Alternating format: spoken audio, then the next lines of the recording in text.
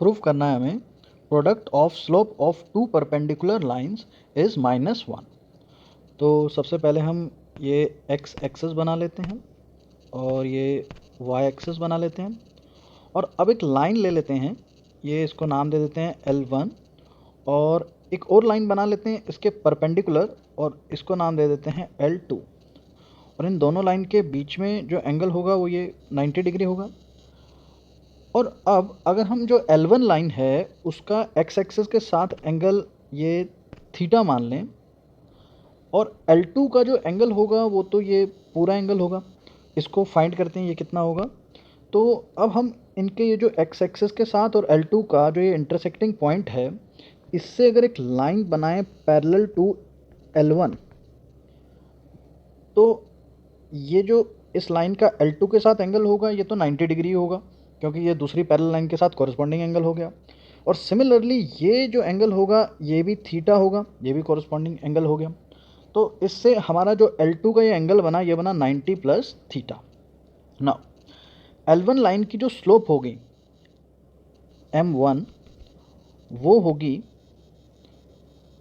10 theta क्योंकि उसका angle जो है थीटा है। और M2 लाइन की जो स्लोप होगी वो होगी 10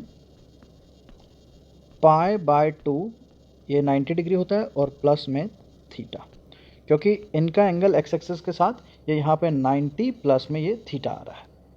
ना हमें क्वेश्चन में दिया हुआ है हमें प्रूव करना है product of slope of two perpendicular line, यानी कि इन दोनों की जो ये हमने स्लोप अभी निकाली है M1 M2, तो हमें ये प्रूव करना है टू प्रूव कि इन दोनों की M1 की और M2 की जो मल्टीप्लाई है वो -1 के इक्वल है।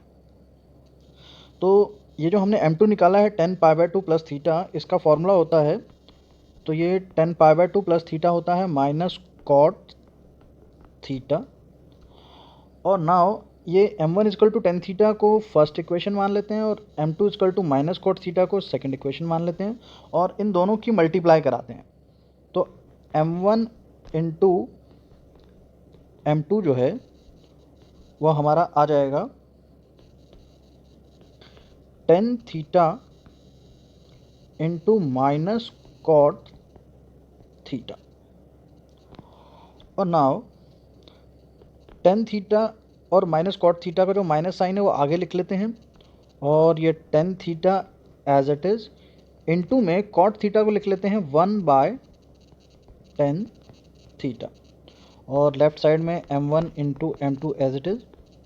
नाउ ये 10 थीटा से 10 थीटा कट हो जाएगा, बचेगा -1 और ये हमारा आ गया M1 into M2 equal to -1 और यही हमें प्रूफ करना था।